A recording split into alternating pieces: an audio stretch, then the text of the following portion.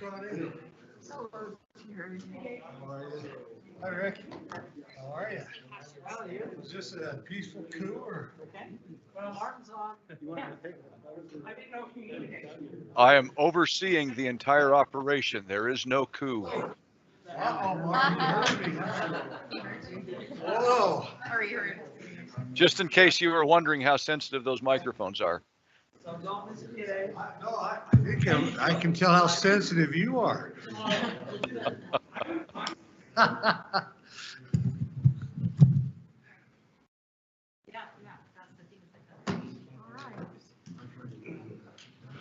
Okay, Dan, you feel confident that you have my presentation? Thank you, I appreciate it. I will pass on any further comments. Please do, because we're trying to look at it, and there have been some hiccups, for sure. Okay.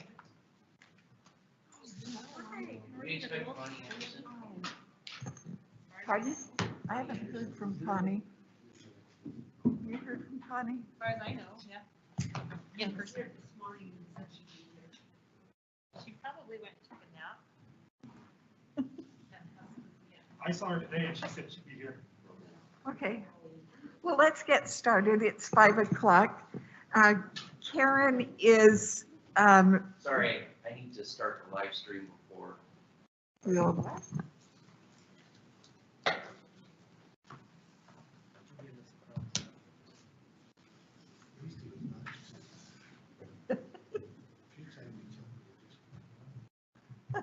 I doubt.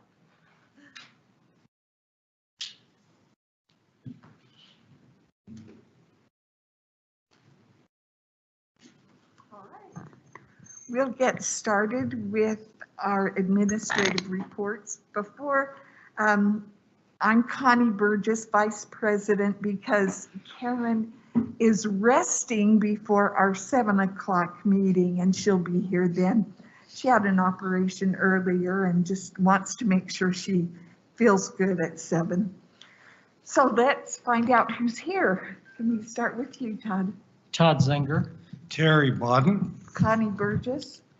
Chris Wynn. Nicole McDermott. All right. Superintendent Bates is here as well. Superintendent. I'm participating by distance. Thank you.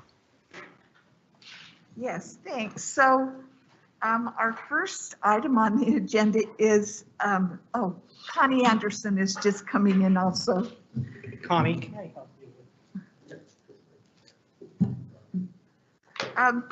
Keith Bradshaw is here to tell us about our school enrollments this year. So we'll let him get started. Okay. All right. Good afternoon. I'd like to present to you the Granite School District October 1, 2020 student enrollment totals. Let's go to the second page here, which is a summary page. And I'm going to go over the columns here. The left column is a description of the type of students and also the totals and subtotals. To the right, we have the actuals from October 1st last year, 2019. We had 63,989 total students last year. To the right of that, we have the projection that we made the first part of the year. We had projected that we would have 63,323 students.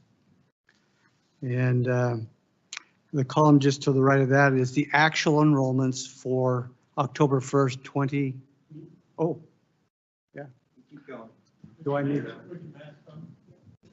Oh, well. You're fine, keep going. You want me to put my mask on? I asked Ben and he said, take it off. Ben's fired. Really? Just kidding. Don't want to get your hopes up, buddy. There you go, that kind of worked. It's.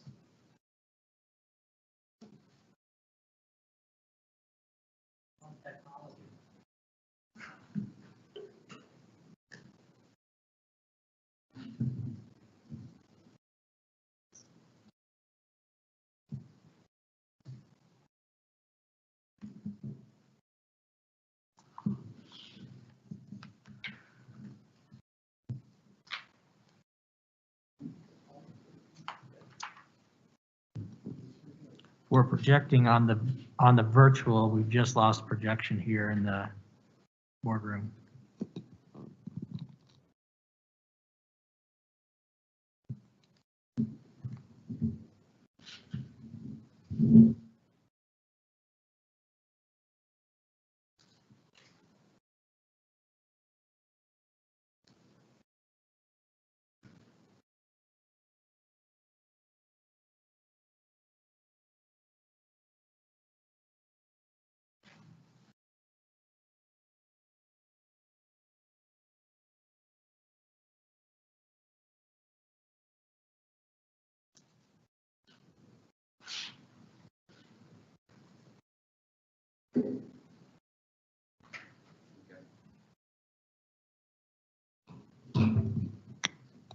There we go. Go ahead, Keith.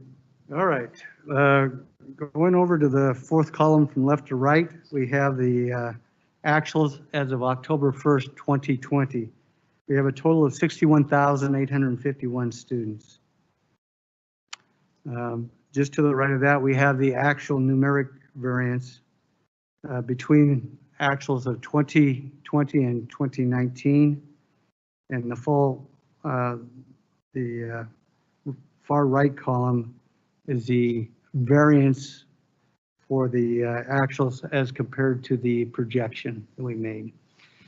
We projected that we would be down 666 students, but in reality, we're down on the projection 1472. So as comparing the actuals from 19 to 20, we're down 2,138 students. Okay, going on to the next page, we're going to talk about elementary schools. We had 3 elementary schools that were closed this past year. We have a number of boundaries that have been changed, and we have a number of 6th grades that went into junior high. And so why don't we just go over some of the numbers here. Looking at Beehive Elementary, we're down 11%. The kindergarten was smaller, along with the 6th grade. Copper Hills, smaller kindergarten, families have moved out of the area. Okay, Cottonwood, Crestview, Driggs, we closed 6th grade and moved those students into junior high. And Fremont, at the bottom of that page, we had smaller kindergarten and some of the families had home schools. Going on to the next page of elementary schools, Gorley Elementary was down with kindergartners. Families have moved out of the area and charter schools took students. Right now, based on the boundaries in the Granite School District, we're down 10,000 students because of charter schools. Going back to this page, Granger Elementary had a boundary change, and Olene Walker took some of those students from Granger. Hillside, smaller kindergarten and smaller 6th grade. Jacqueline took a good portion of the Sandburg Elementary students. Both Lincoln and Mill Creek had their 6th grade, and also Moss had their 6th grade go into junior high. Going on to the next page of elementary schools. Looking at Penn, we had 6th grade closed there, and along with the Rosecrest, and had those students go into junior high. Pioneer, smaller kindergarten and also a smaller 6th grade. Redwood Elementary and Rolling Meadows had their boundaries changed, so we see a decrease there. And then Roosevelt and Sandburg, the schools were closed. On to the next page of elementary schools. South Kearns, we had an increase of 28% because of the boundary change. I think Fox Hills Elementary School, our students went to part of South Kearns area now. Spring Lane, charter schools and families moving out of area. Taylorsville, smaller kindergarten and charter schools. the principal at Twin Peaks said families are moving out of that neighborhood, and so we're down 60 students.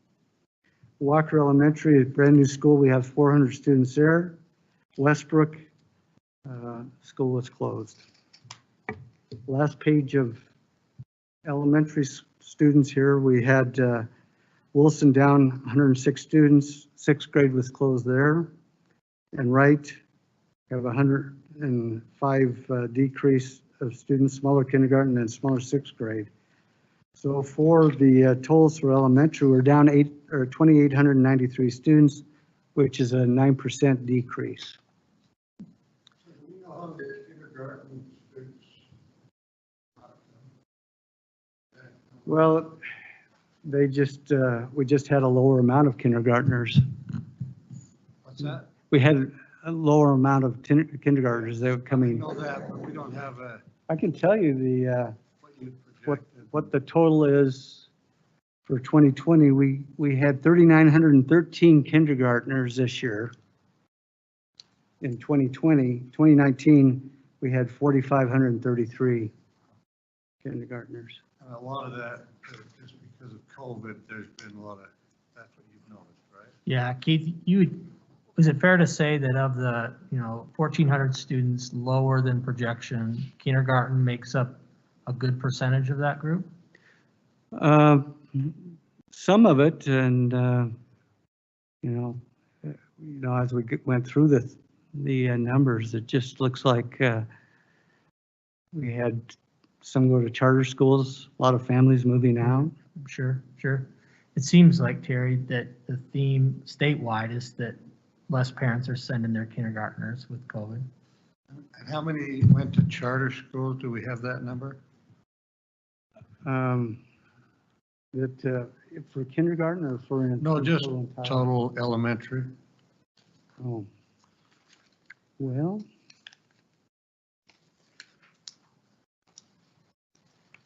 We had a total of 852 kindergartners going to charter schools. First graders 901, second graders 864, third grade 864, fourth grade 874, fifth grade 851, and sixth grade 847.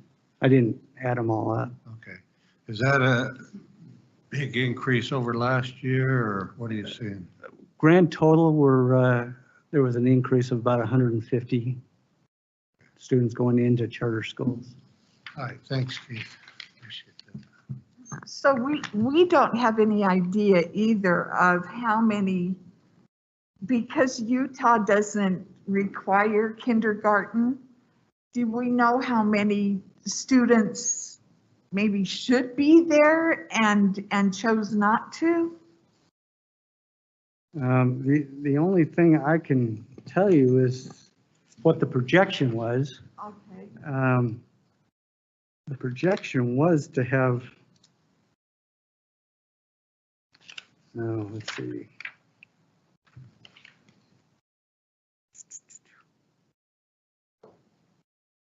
I didn't bring that projection, but it was down some.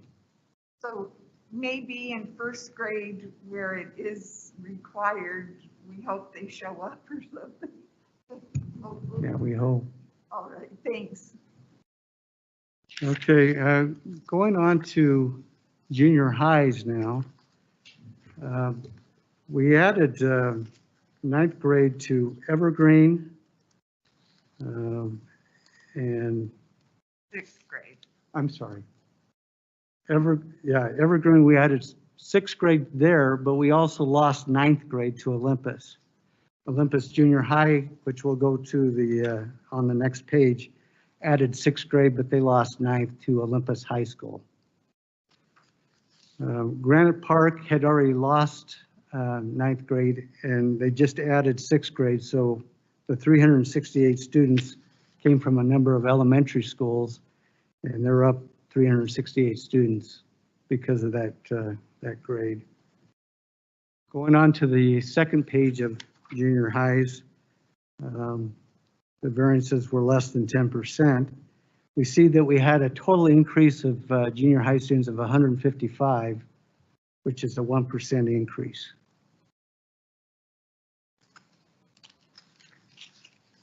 Okay, going on to high schools.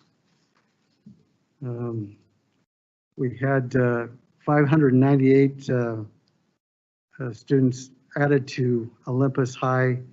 We added 9th grade from Evergreen and Olympus Junior.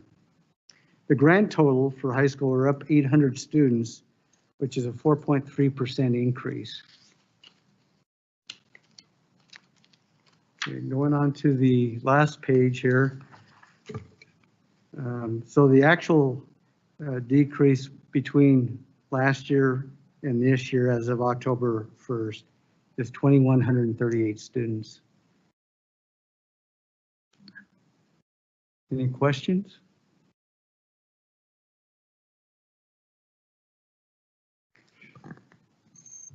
I just want to say thank you for your hard work, and as we have in many years past, I'm still concerned to see so many going to the charter schools. Hopefully we're doing all that we can with our principals to encourage them, and I know that they've had a lot of things come at them, especially this year, but that's always a concern that I have. Hopefully we're doing all that we can to help keep those kids there. Appreciate their efforts. Absolutely. Yes. Thank you very much. We I appreciate have a question. Is there any demographics or not any demographics? Is the charter school bleed broken out by school? Is it? I'm just asking you, do we have data that shows where those numbers are flowing from public to charter I can schools? tell you, I can tell you what charter school it's in, but I can't tell you which granite. I get the report from the State Office of Education, and they just tell me which charter schools are reporting, and it just has a grand total for Granite School District. I don't think, In fact, Todd, if I might chime in there quickly, the charter schools don't even tell us the names of the kids. They're not required to, and so then we can't trace those kids back. They do report to the state, and the state then to us how many Granite students they have. So we only get that aggregate number. We can extrapolate that sometimes, and we do look closely when we see a school lose a number of students to a charter school, but that's not based on reporting from the charter schools. They're not required to give us that. So we don't even get a zip code or anything to have any indication whatsoever of where our students live that are migrating from public school to charter school? That's correct. Keith gets a report that says American Preparatory Academy has 171 Granite students, and that's about it. Is that fair, Keith? What? Yeah, but they do break it out by grade level, but not names. by grade. So we do get the name of the charter school and the number of students, By grade level, And yeah, and we know, per charter and school. we know where those charter schools are, right? Yeah.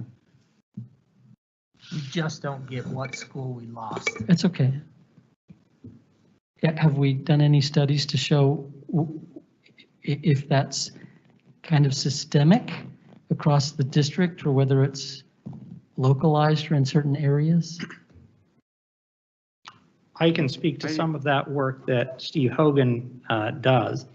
We try our best, Todd. There's very seldom a linear relationship by distance when it comes to charter school enrollment.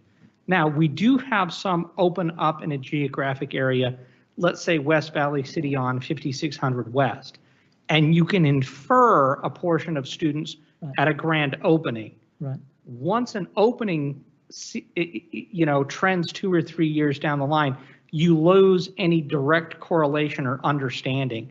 And we're not able to ascertain data from the state to help us give that real linear connection, because American Prep, while it might be the one located off of Bangerter Highway in West Valley City, they could very well be bringing in students from any part of our district. Okay. So we do struggle, unfortunately, to give you that detailed answer, and it's just their reporting style. They don't have to divulge information, and they certainly won't. We couldn't even get a correlation when the charter school closed in Murray, how many of those went to Murray and how many of those came back to us. There was not a good straight line correlation. Thank you. Just to take that one step further, I'm sorry to belabor this. We do look at the demographics of the charter schools, and we do look at the demographics of the neighborhood schools, and frequently the charter schools are much less diverse and have a higher socioeconomic status than the neighborhood school, which that can be interpreted a couple of ways. Either less diverse and relatively wealthier students are coming to the charter school from elsewhere, or the charter schools are attracting out of the neighborhood less diverse and relatively wealthier families. Can I ask a question about, do we have any data or any sort of feedback on who we lost or how many we lost to homeschooling this year? I'm sure we lost some. I don't have that information. I have that information. I was collected it for a reporter. It doubled this year from about 125 to about 250 students. So it's not a huge portion overall, but when you say it doubles, it sounds a lot more impactful.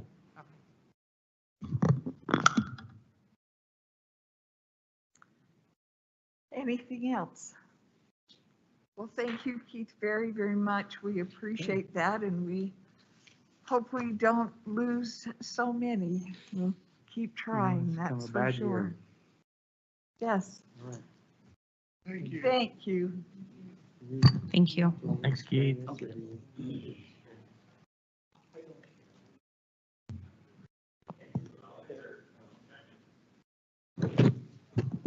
Don, now we will have an update with Don Adams.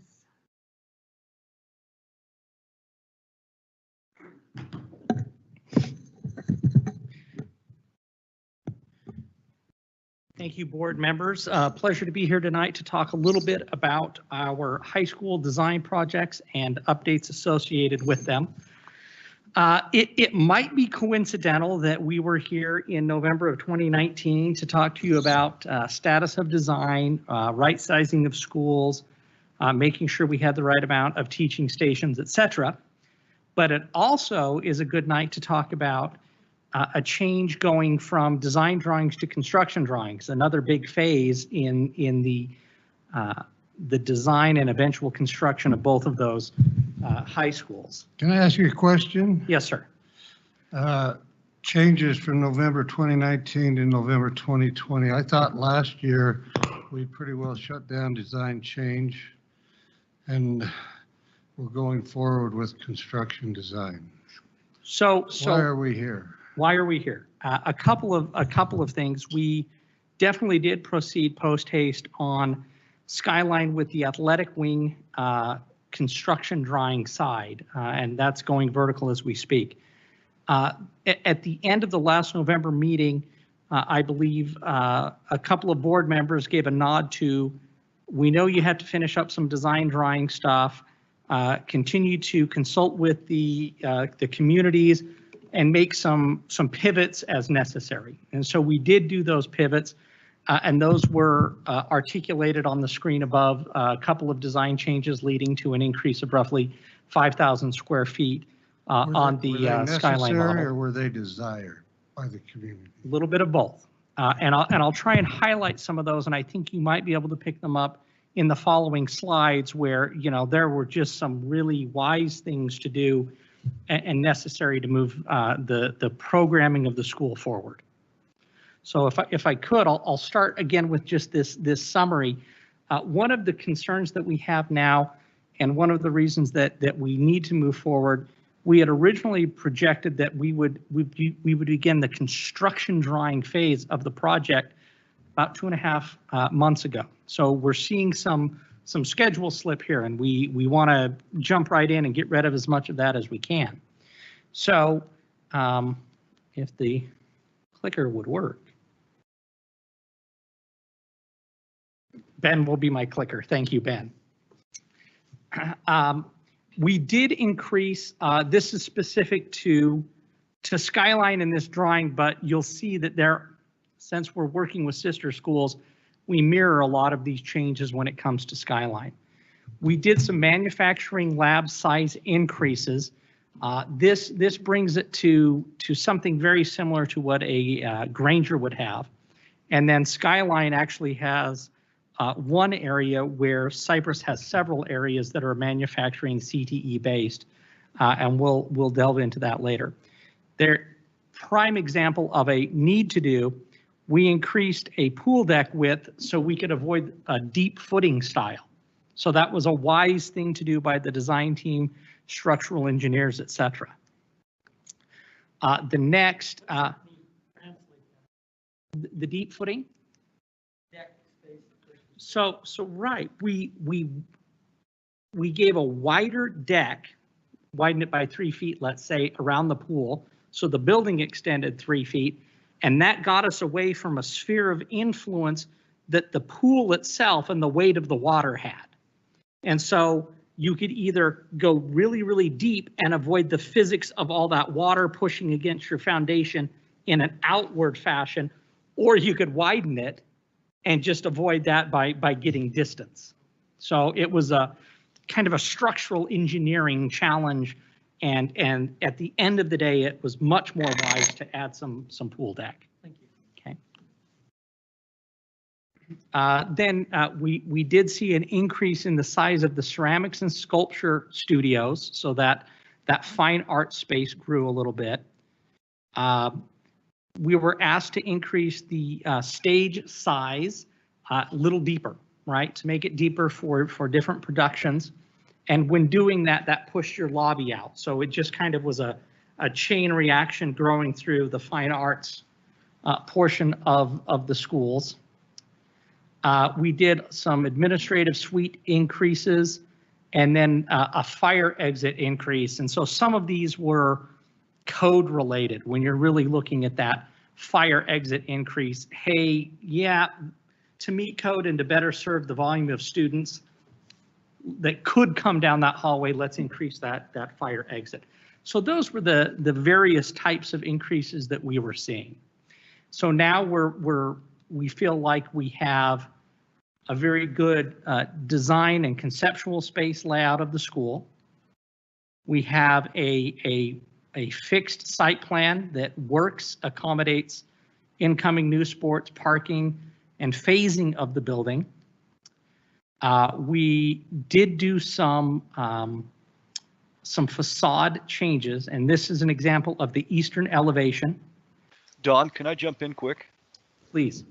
So the site plan is clearly Skyline specific, but the views that you show us could be either Skyline or Cyprus, although the label at Cyprus might not be Eastern View, but might be Western View. I don't know. Could you talk us through those as you go? Thank you. Yes. Hey, Ben, can you advance, please? Thank you. So we could call this the Eastern View at Skyline. I like to call it the main entry / commons area view. So here you're seeing a very large glass box commons area, cafeteria, and entrance into the school. And then on this project, it's the left-hand side of the screen. You see a smaller box glass area on the performing arts side. Again, one change that you'll see and let's see if I can get the laser pointer to, it won't because they're screens. At the main entrance and the large visible exit stairway in this element, we've chosen a granite facade on those two parts. That will switch to a copper facade at Cyprus. Again, just relating to the materials that are nearby in the community, a nod to what's next to them. So we make these little pivots in the design. They're not substantial, but they're meaningful as we go through. Again, highlighting that commons and main entrance, changing the school name, etc., but making sure that we have good plaza space for students to get in and out of the building, so it's not congested, et cetera. This one, again, looking towards the, from the main entry, looking towards the auditorium and some of the classroom sections. Again, a big difference to point out here. Cyprus will have one additional classroom level above and beyond Skyline. So here you're seeing a 3-level school in classrooms. Cyprus has that 4th level. This was the performing arts design through the summer and through September. As we added to the stage depth, we've modified the performing arts exterior and would be again mirrored at the Cyprus location. So you're just seeing a bigger eyebrow overhang, some different glass. Here's a great example of school identity. We'll mirror that on the Cyprus with a C, of course. And it's nice. One uses a block S and one uses a block C as their traditional. So it mirrors really nicely into the building. And then, of course, just wanted to let you see kind of what the pool and athletic side would look like. While they're big boxes for those two uses, the architect has treated it nicely and it ends up as a very attractive look and feel throughout the surrounding of the building. Wanted to give you a quick glimpse of the Cyprus site plan, in particular the lower left corner. Big difference. That's the CTE section of Cyprus. In Skyline, one of the CTE areas is tucked in on the lower level because the grading let us do that. Well, Cyprus site grades exactly the opposite way, and so we had to remove it and place it up a level. And so you're seeing we had to pull it away from the building. And of course, the fields lay out differently and the parking lays out differently. There was a lot of grade dealing with this site, and so the design team spent an awful lot of time with their engineers coming up with a functional site plan that has some ADA compliance in the building, and we're not always dealing with stairs and elevators and et cetera. Again, one difference: the Cyprus level 1 is where we have the court, and so you actually come in at deck level at one and at court level at the other school. You'll see, again, very similar throughout the building. One difference: we decided to rotate the performing arts building on Cyprus by 90 degrees counterclockwise. The view at Skyline is to the south. The view at Cyprus is to the northeast. And so we pivoted this so we could give the best look and feel to the buildings by that pivot.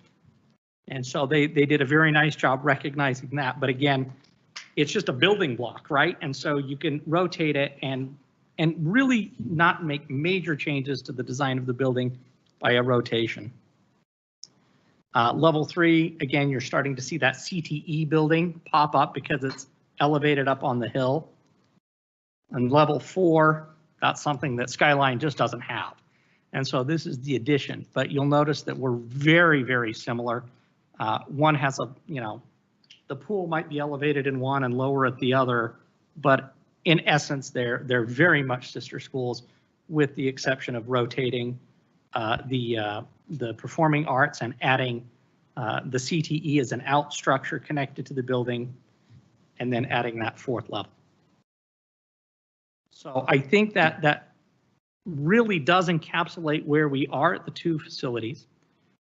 We're moving dirt through November and December at, well, and even into January at Cyprus. The mass grading is ready to begin to prep the site for construction in the summer. We need to get that earth to settle. We're moving enough that, yep, move it in the winter, give it a couple of months to settle. We don't want the building to sink. I hear there's rumor that happened once at a specific Cyprus, and we're bound to determine not to have that happen again. Yes, history weighs heavily on us, and we understand that. So, John, I have a question. Yeah. So, is it safe to say that you're done with the Skyline planning phase, and now you are going full-on construction phase with Skyline? Is that where we're at? Our recommendation, our belief is that we are done with design drawings at both of the schools. We've made the appropriate changes and modifications to represent the different programs and how it's all working at the two schools. And we would like to get acknowledgement from the board that we're done with design drawings and that we need to move quickly into construction drawings. That allows us to bid both schools late spring of 2021 and really get down to construction. That's our presentation to the board. We're looking for some concurrence to that degree. Not taking a vote, right? We're just, It's not a vote necessarily, but if the board has any concerns or et cetera, or if they concur, we just like to get some acknowledgement. Direction. Yes, if you could provide us some direction, we'd appreciate it. I'd sure like the Cyprus plans to be out. Do you have that on your website yet? We're getting those together. Okay. Our design team, they just finished up latest revisions to their floor plan and design development this afternoon at 4-ish.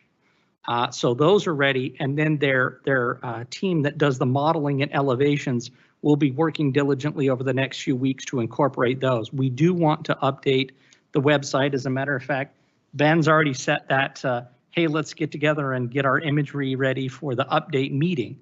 So we feel now we've concluded design development, we're ready to get all of those illustrations out, make them public, and let everybody take a look at those.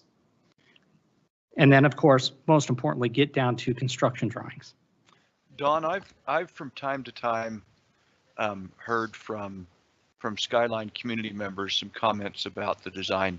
Frankly, I've not heard from Cyprus community members about the design. Can you tell us to what degree the Cyprus administration and so on have been involved? Yes, as a matter of fact, so Principal Rob McDaniels has been very involved. He attends the bi-weekly construction design development meetings. He'll often take considerations back to his faculty and staff. The latest and greatest would be some revisions that we did to the administrative suite, which includes counselors, career center, and et cetera. And so they all had a chance to opine upon that. And as a matter of fact, the two principals had some great collaboration sessions with district staff and the design team. I guess we owe our livelihood now to Microsoft Teams and those video calls, but there was a lot of great information when the two schools and their administrators shared thoughts. We definitely improved that administrative suite. So that's one example of how we coordinate through. We've worked on grading, field alignment, different elevation elements with the Cyprus administrators as well. And so we seem to have had good communication through them. I believe that as they say, yeah, we have certain preferences that we would like, CTE being one of those, maybe some different stage rigging equipment that they've voiced an appreciation for over others. And so they've had some really good collaboration efforts with us as well. Can I just ask a couple questions for clarification? So on here, it has on level 1, I know we can't see the specifics, but Yeah. on level 2, that's where you have the administrative suite increase. So are the administrators on level 2 and then the main office is on level 1? Sure. Are they separated from each So other? no, they're not. What you deal with is everything about the grade, right? So the two sites kind of fall away in different areas. So level 0 expresses itself kind of at Skyline at the western side of the building as the grade tails off to the west. Administration's at the main level entry in both schools, but you have to create that lower level to represent a grade change. And level 1 is not on the ground for that level either? Because it says level 2 is the administrative suite. Yeah, so they're labeled a little differently. Maybe I should have labeled it, gotten rid of a level 0. Maybe I should have just called it 1, 2, 3, and up. But in essence, the main, we can call that level 1. That's where the administrative suite is, right off the main entry at both schools. Okay. So at Cyprus, the level below that is the gym. And at Skyline, the level below that is a manufacturing lab, shipping and receiving, and some plant operations. Okay. So I just, for security, I mean, I'm assuming we're doing it all, but I just wanted to clarify that because it looks like level 2 is where the administration is, and I would assume kids, everybody has to come through the building through there. They do. I'll get rid of a level 2 entry and call everything below it level 0, and then Okay. level 1 being the main wanna make part sure. of the building. Happy to relabel that. Yeah. I just want to make sure. Okay. Yeah. And then, We get our blinders on and we know what we talk about on the design team, and obviously it's not clear, so we're happy to make that change. okay. Like I say, just clarification. And then tell me what other security difference, what are we doing as far as security of the building that is different from what we have now? Sure. One great example, current Cyprus has 72 doors that go in and out and et cetera. So you're really going to have what we try to call a one-way in, many ways out theory, that you could operate the school with the main entrance being the only point of entry should you desire. There are a couple of other points that you could, depending upon how the administration wants to operate the building. Could you have a separate pool entrance? Yes. Could you open up the gym? Yes. Could you open up the performing arts? Yes. But outside of that, you're pretty much done. I mean, you have 1 to 4 points of entry in these buildings, and depending upon how secure you want to tighten these things down, you can. We prefer to tighten it down as tight as possible. Thank you. Just Go ahead. a quick thing. I have a little bit of a concern. I've mentioned it to superintendent and some of the staff. As we're seeing these increased costs, which have basically put us off schedule as to where we were with our bond and everything. I have a concern. I want community involvement. Okay? I think that that's critical, but it's apparent to me that the longer the community involvement goes on, the costlier it can become. And I have a concern that I think we as a board maybe need to have a study session or whatever and really talk about how long we keep this community involvement open to the community as we build these high schools. Dawn? Yeah. Isn't that what we're doing tonight? We're putting, Terry, unless I misunderstand, we're putting the final go-ahead and then it's done. No, I understand that, but it's been a long process, I think, letting community have a say. Pardon me? Are you saying for the future? For the future, not now, not for this, but for the future. I think we as a board need to talk about that. And do we want to maybe limit the time? Because it appears that I thought we had given the go-ahead, let's go into construction design, and a year later, we're still there. I think just because of increased costs, I want the community involvement in the future, but I do think it's critical that maybe we need to put a window as to how long that's open and say, okay, we've listened to the community and now we're going to go forward.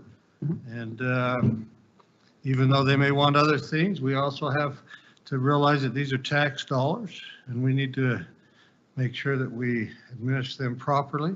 I just think it's getting quite costly. I think it's a really good study session that we could have and talk about prototype buildings or other means and ways to deliver good buildings, to be respectful of design development time, and how to be more cost effective. I think we could have a lot of good discussions. Yeah, I realize tonight we're putting a limit on it, but it had been open longer. You confused me, Terry. Well, I've done that a lot over the years, and I saw that. Well, just for the Cyprus community, I can't speak for everyone there, but I mean, we're very anxious to get Cyprus started. I mean, it's the earthquake damage, I think, is still fresh in everyone's mind, and they're just like, this school is just needs to be rebuilt. I mean, we just need a new school. Yeah. And so I think not waiting, too long, as in cost and time. And when you have that much community input, you have that much more opinions, I guess, to how it's going to happen and how it's going to go. And I think it's still, and pressure. And I think it's good to have the community's input, but I also feel the same as Terry is we need a limit on that so we can go forward. And we certainly have pushed our timeline past the point of comfort for me, but again, Cyprus is a great example that the lower development and its infrastructure had to reach us. And so we've been just always scheduled to start this upcoming spring because that's when the infrastructure was going to get to us in a way that we could construct. But it's a great example that we can't wait any longer. We need to go so we can meet that timeline as efficient as we can. Thank you. So could we say the design perhaps could be online by the end of the year? What kind of length are we talking about to to do help the with illustratives in Cyprus? a matter of weeks, hopefully. Okay. Yeah, we'll Good get that enough. up in a matter of weeks. And Okay. I just have to give those poor designers a moment to catch their breath and to put those documents together. Sure. But they'll do that shortly. Great. Thanks, Don. Thank you, Don. And then, so I guess the direction from the board is we're done with the design development, get underway in construction drawings and bid when appropriate, correct? Okay, that's helpful. Thank you so much. Thank you very much. All right. I think we're finished with our administrative reports. So no executive session. So we will close this meeting and come back at 7. Is that all I have to do?